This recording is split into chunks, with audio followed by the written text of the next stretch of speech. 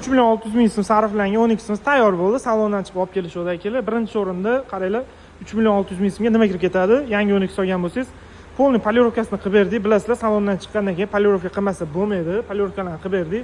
Undan tashqari buferlarni yechib, ledlarni ustanovka qilib, ledlari ham shu pulning ichida, 3.600.000 so'm ichida ustanovkalari va signal ustanovka qilib berganmiz. Xo'p akalar, polniy chirog'i tayyor qilib berdik. Krugovoy tonirovkalarni urib berganmiz 3.600.000 so'm ichida. Lyuklarini urib berganmiz, kazirovkalarni urib berganmiz. Xo'p, ichkariga kiramiz. Tonirovkani ham yaxshisini urganmiz akalar. Shunga ham e'tibor berasizlar. Hamma narsani yaxshisini ishlatganmiz. Monitorlarga bronye plyonka urib berganmiz.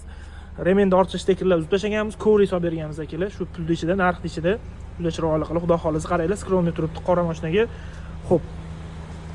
Oyoq taylariga bronye plyonkalarni urib berganmiz.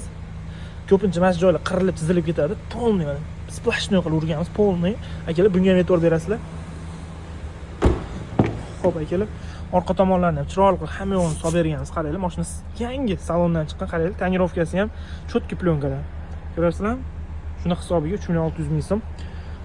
Xudo xolisi polirovkalar juda chiroyli bitdi. Bitta o'zidan e'tibor berasizlar. Akulalarni ham qo'yib berganmiz.